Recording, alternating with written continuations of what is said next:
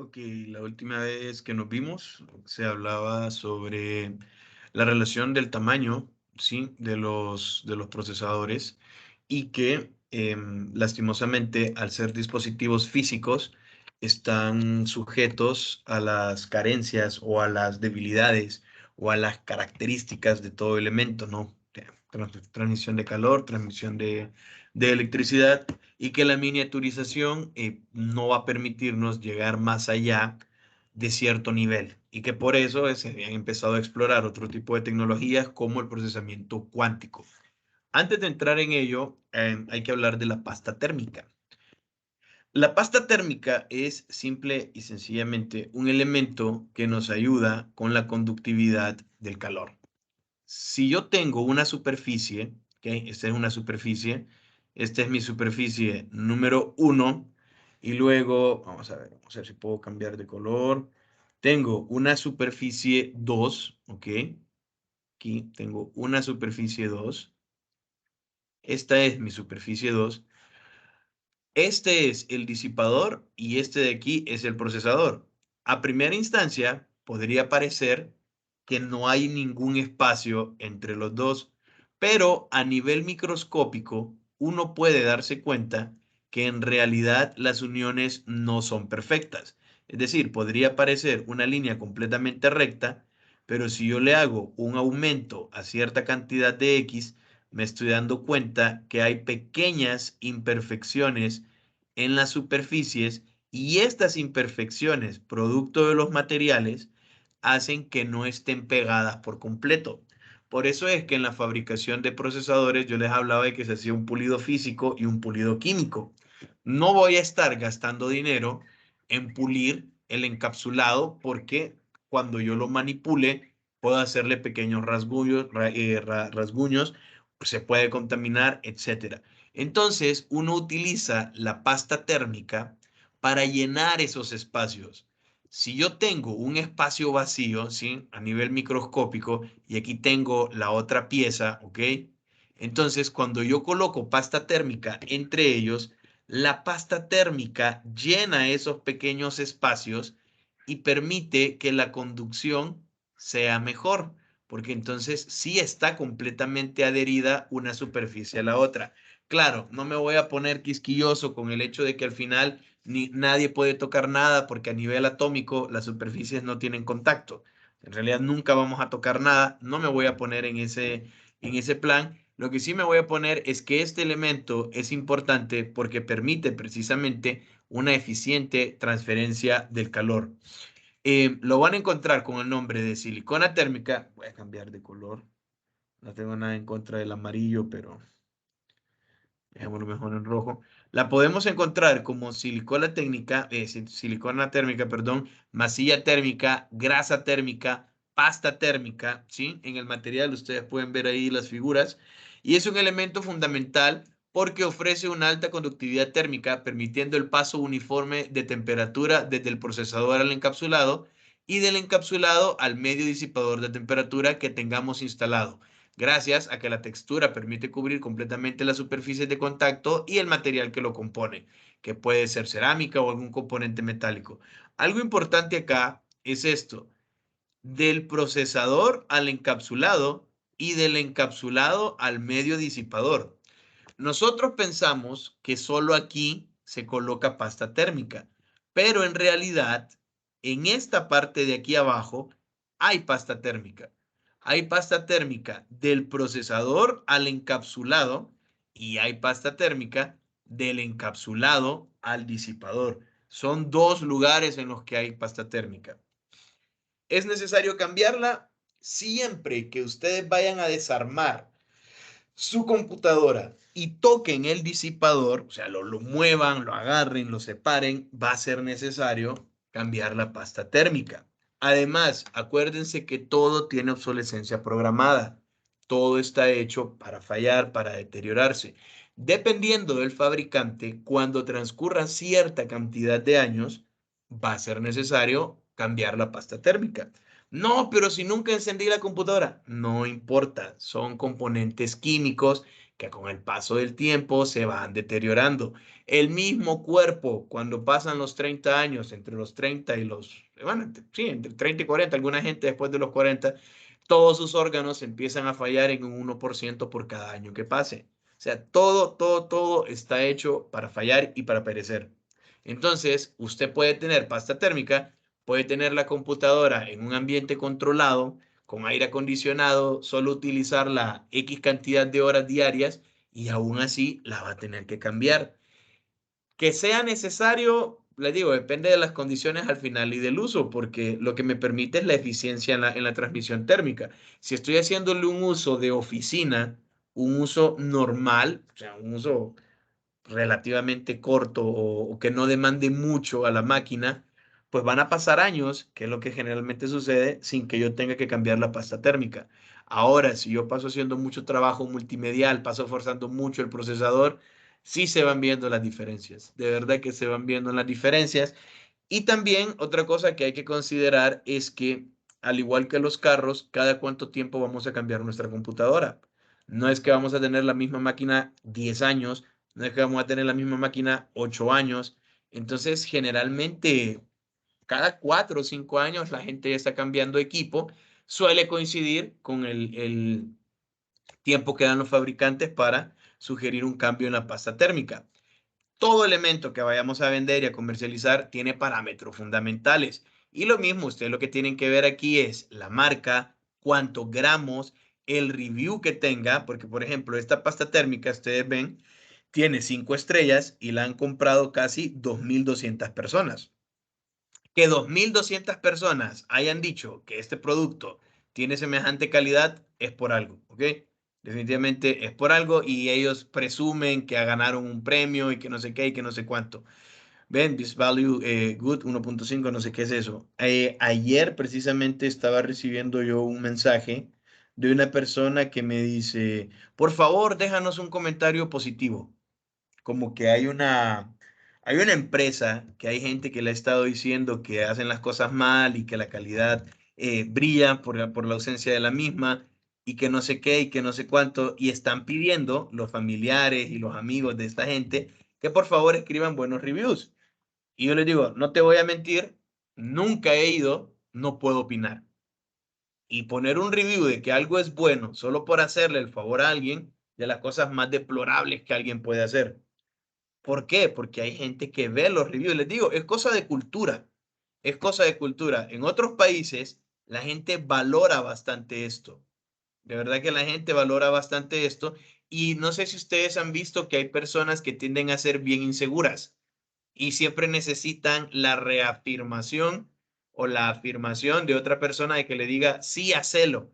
Entonces hay mucha gente que tiene esas inseguridades y tiene eso que se basa en esto. Y es que, claro, comprar un producto de $3 no es lo mismo comprar un producto de $15.000 o de $6.000 o de $300.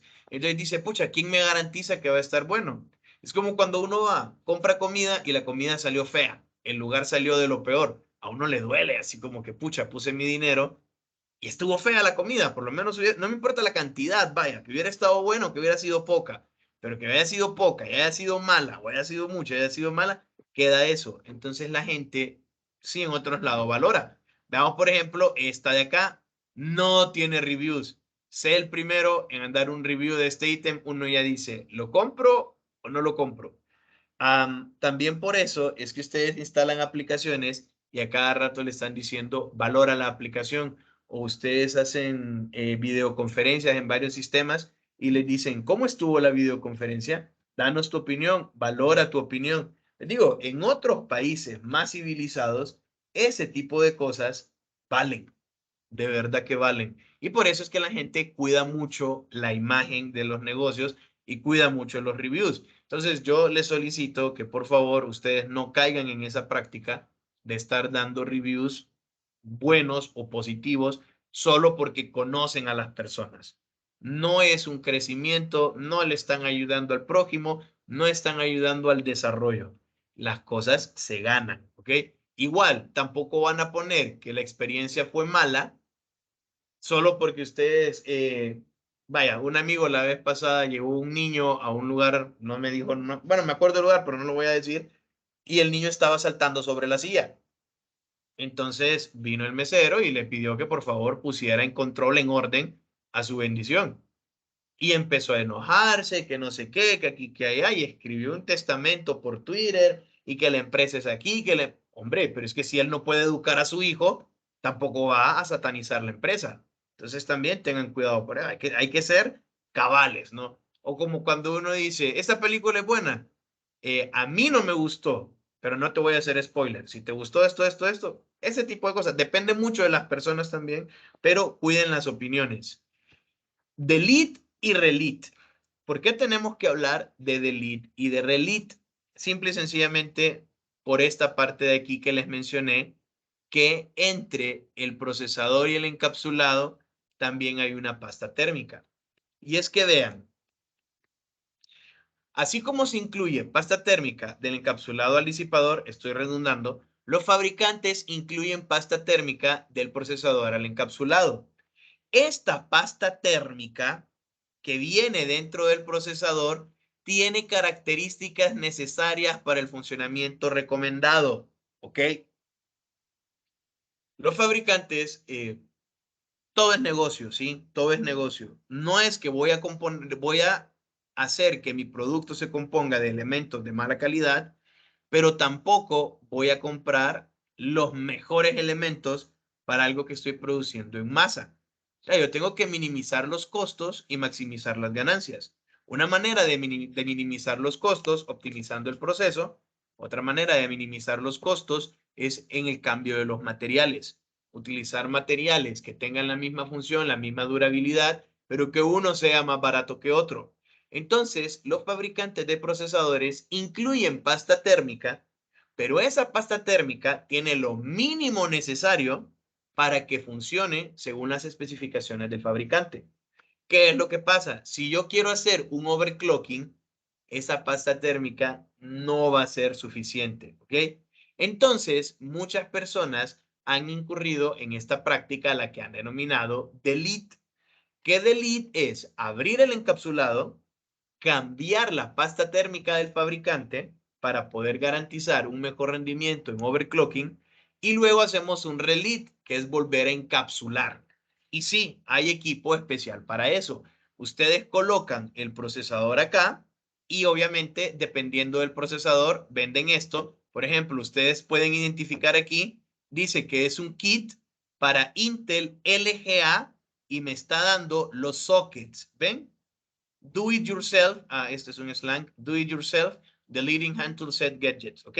Entonces, vean acá, yo conozco mi procesador con esta llave hexagonal, empiezo a dar vueltas, empiezo a dar vueltas, empiezo a dar vueltas para despegar, ¿sí? El encapsulado y dejar expuesto el procesador. Limpio, con todo, este es un kit para armar y desarmar, vean, hay otros kits que los venden así, por cada encapsulado. Hay uno para desarmar y hay otro para armar. Ven, en la pasta térmica vienen los hisopos especiales que no tiran pelucita y viene la pasta y los químicos para limpiar, ¿ok? Entonces, yo abro, limpio, coloco la pasta, coloco el pegamento y luego vuelvo a sellar. Una es pasta térmica y la otra es pegamento para sellar, ¿ok? Y aquí tenemos el otro kit. Este ya viene para abrir y para sellar. Entonces, hay sitios, de hecho, había un sitio famosísimo alemán que se llamaba The Golden Lottery, sí, no me acuerdo, o la Processor Lottery, no me acuerdo cómo se llamaba, que esta gente tenía un modelo de negocio bien interesante. Yo les he dicho, ustedes cuando van a comprar un procesador, les dice, tiene una frecuencia de 3.5 gigahercios hasta, y le sale hasta 4.2, por decir algo. Hay una frecuencia nominal y hay una frecuencia máxima en la que en laboratorio se ha probado y sabe que lo va a soportar. Entonces lo que hacía esta persona es que agarraba, por ejemplo, procesadores i7 y decía, ok, corre en 3.5 y se supone que aguanta hasta 4.2.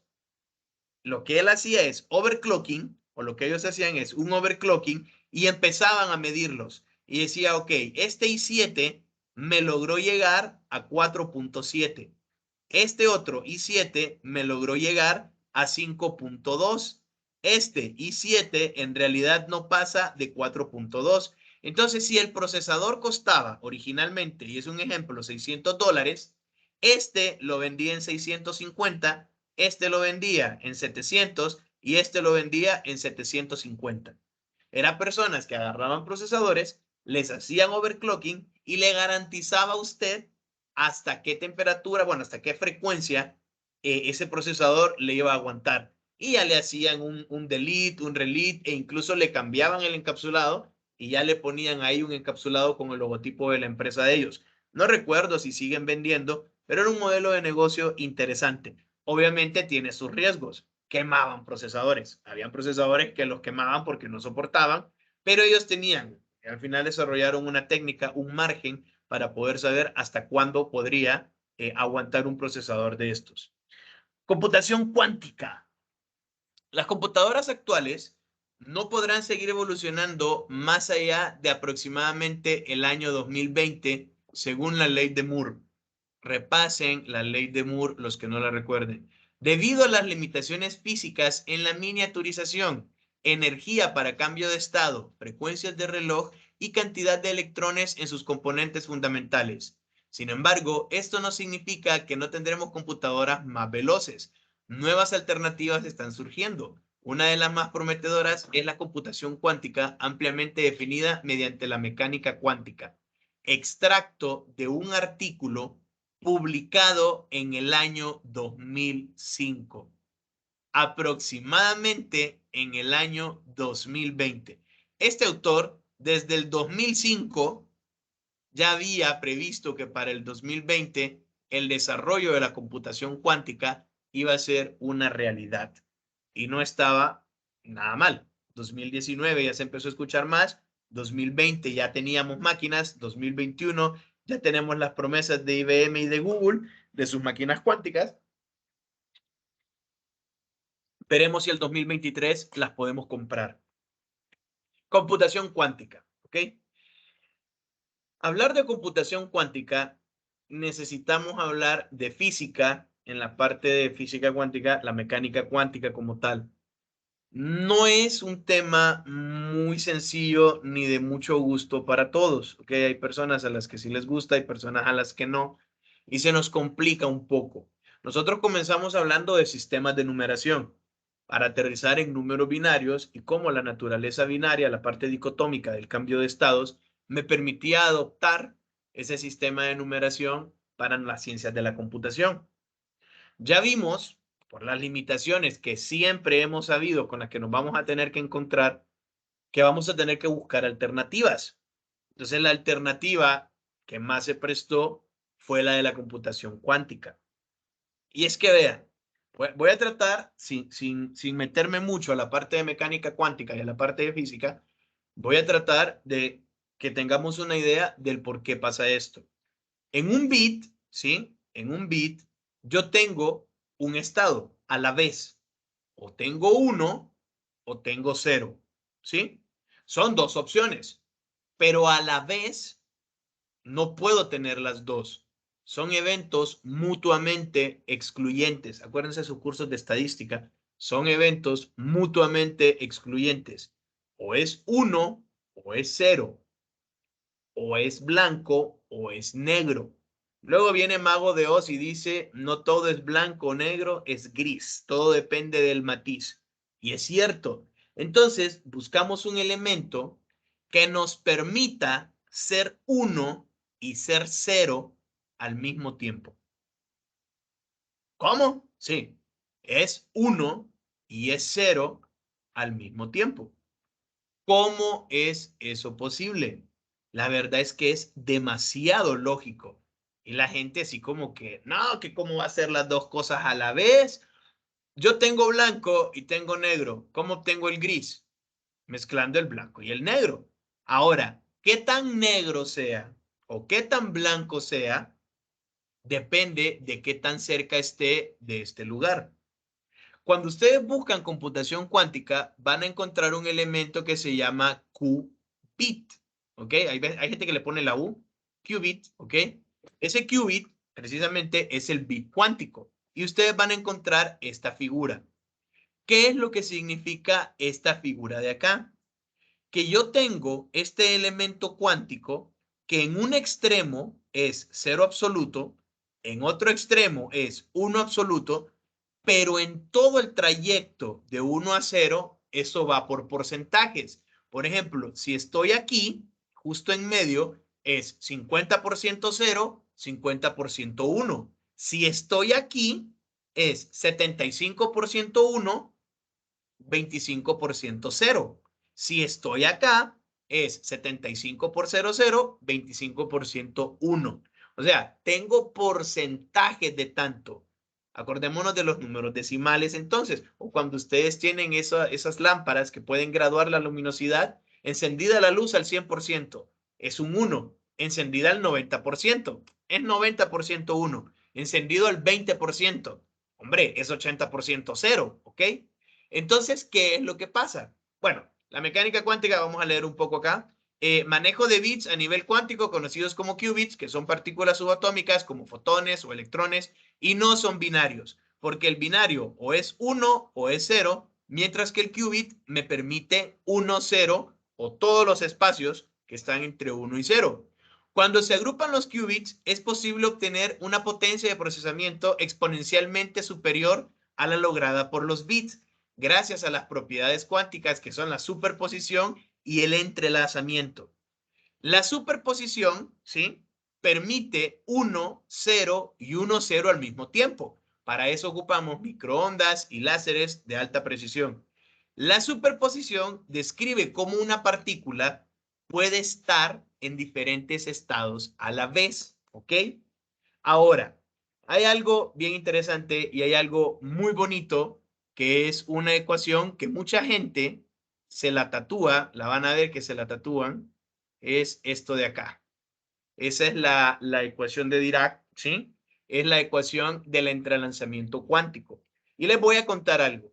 Si dos sistemas interactúan uno con el otro durante cierto periodo de tiempo a nivel cuántico, estamos hablando a nivel cuántico, si dos sistemas interactúan uno con el otro durante cierto periodo de tiempo y luego los separan, son dos sistemas por separados.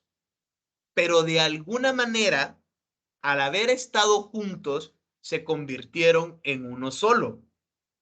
Uno de ellos sigue influyendo en el otro y los puedo separar por kilómetros, los puedo separar años luz y uno siempre va a incidir en el otro. Dos partículas que en algún momento estuvieron unidas, sigue estando unidas a nivel cuántico. No importa la distancia entre ellas, aunque estén en polos opuestos o en lugares opuestos del universo, la conexión de ellos es instantánea. Por eso es que mucha gente utiliza la ecuación del entrelazamiento cuántico como una propuesta o una declaración de amor. O sea, mucha gente hace esto. Amor, escríbeme algo bonito y le escribe eso. Si tú y yo estamos juntos y somos pareja, podremos estar separados en extremos opuestos del universo y siempre estaremos juntos. A eso se refiere, ¿ok? Para que lo puedan entender, tenemos un fotón y búsquenlo. Tenemos un fotón, una partícula de luz. La divido a la mitad. Entonces ahora tengo medio fotón y medio fotón. Este fotón lo tengo en América y este medio fotón lo tengo en Asia. Entonces, interesante que yo muevo este fotón a la izquierda, esta parte de fotón a la izquierda, y en el otro lado del mundo, el otro fotón se mueve a la izquierda. Lo que yo haga con uno afecta directamente al otro. Ese es entrelazamiento a nivel cuántico.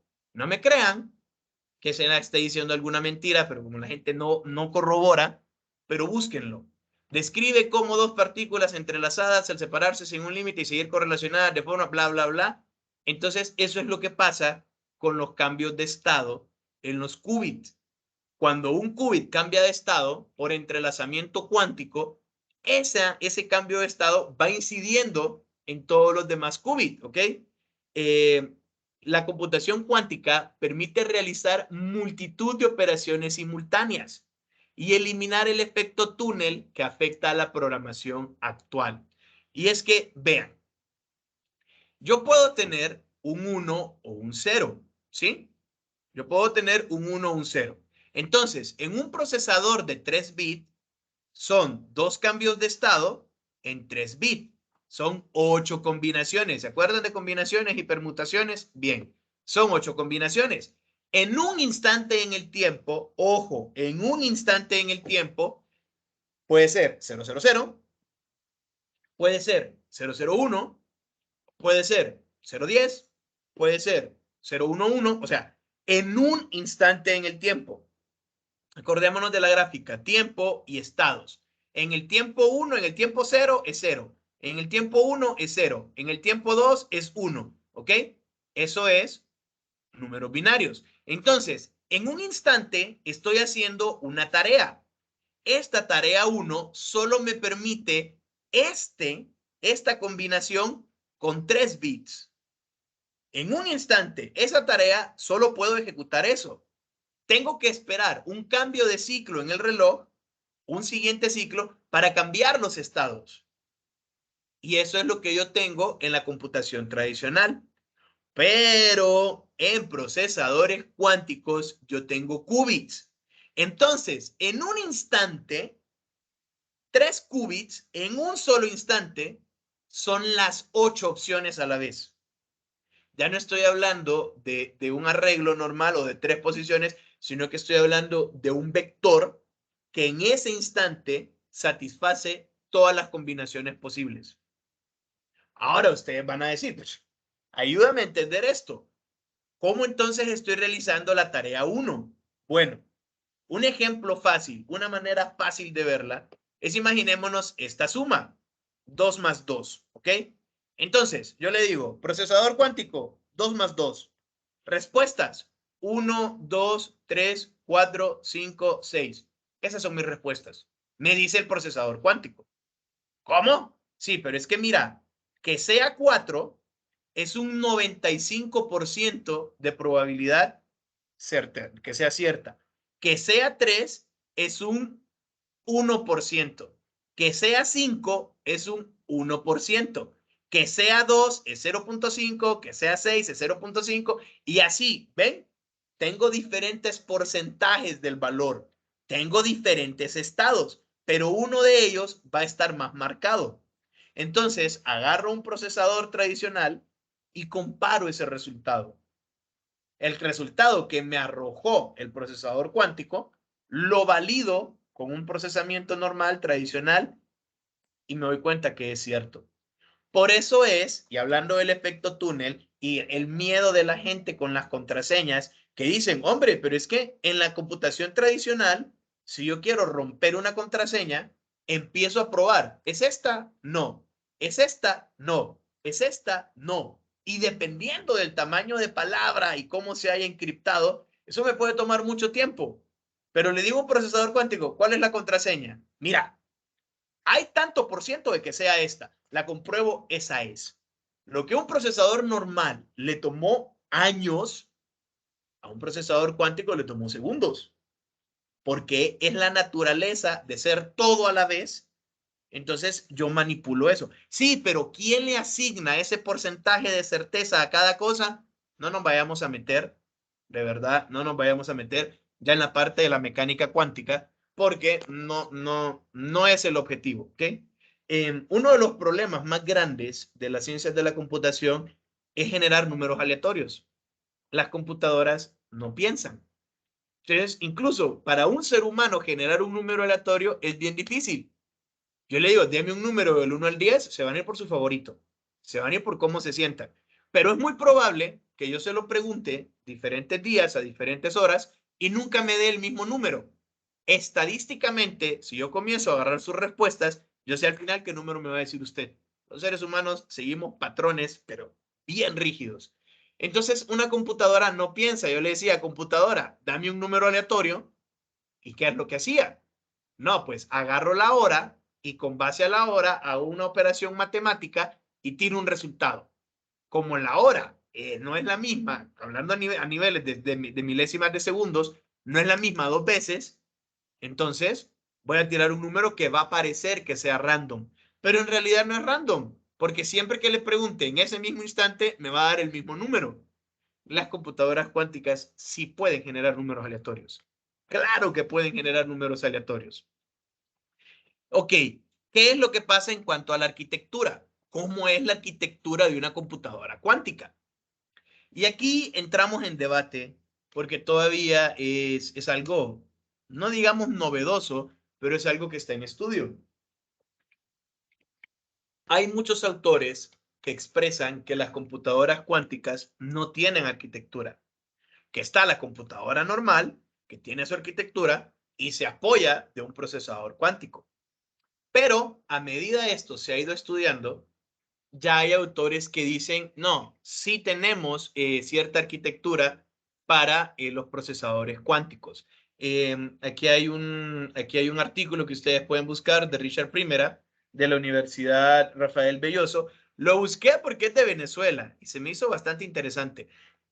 El artículo se llama Computadores cuánticos, paradoja de la superposición, hablando de superposición y entrelazamiento cuántico. Superposición, la parte de poder tener varios estados, enlazamiento de que uno afecta al otro. Acuérdense de eso, es sumamente sencillo. Entonces, este autor, ¿sí? Este autor junto con sus colegas sugieren este tipo de arquitectura, similar, ¿sí? A la de los ordenadores actuales, pero con conceptos propios. Es decir, van a tener una unidad aritmético-lógica, pero va a ser cuántica. Van a tener memoria, pero va a ser memoria cuántica. Va a haber un planificador dinámico. Esto no lo mencionamos en la arquitectura normal. Y va a haber un módulo para corrección de errores. Cuando estudiamos memoria, vamos a hablar del SC, Error Code Checking, y vamos a darnos cuenta que hay métodos matemáticos para corregir errores en la transferencia de datos. Pero estas correcciones de errores es en cuanto a la ponderación de los valores certeros que dan. Pueden ir a leer el artículo, búsquenlo, una búsqueda muy sencilla en Google y lo leen, no es nada del otro mundo. Las computadoras cuánticas poseen sus propias compuertas lógicas. ¿Se acuerdan del I, del OR y del NOT? Con el cual yo creo estas compuertas de acá y al final yo tengo los transistores. ¿Se acuerdan de eso? Pues acordémonos que aquí no tenemos bit, aquí tenemos qubit, aquí tenemos vectores. Entonces las compuertas lógicas son funciones matemáticas que trabajan en matrices, trabajan en vectores y matrices. Son homólogas, tienen el mismo funcionamiento que las compuertas binarias. De hecho, tenemos el O, tenemos el I, tenemos el NOT, pero también tenemos el BNOT, el Pauli, el CNOT, el Hadamard, el Toffoli, el SWAP.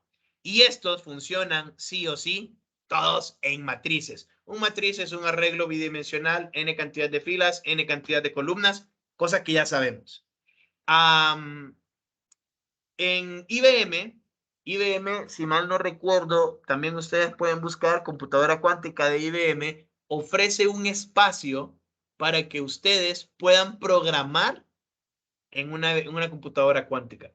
Claro, hay que saber bastante de esto de aquí, pero por lo menos IBM dejaba, o no sé si todavía deja, a las personas que puedan correr algoritmos en sus computadoras cuánticas. Tienen una computadora cuántica abierta al público y usted a través de internet se conecta, se comunica, programa. Aquí vemos un ejemplo. Usted hace un programa, incluyo una librería. Ven, estoy trabajando con matrices y luego comienzo a operarlas y comienzo a hacer funciones con ellas y con las matrices y voy viendo los resultados. Y aquí me va viendo de manera gráfica. Hay que entender qué es lo que está haciendo. Son experimentos con computación cuántica. Hay que saber mucho del tema, pero por lo menos están las opciones. Les dejo estos videos de acá, que no recuerdo qué son, de verdad que no recuerdo qué son y no los quiero abrir por cuestiones de propiedad intelectual. Y estas son las referencias. Ahora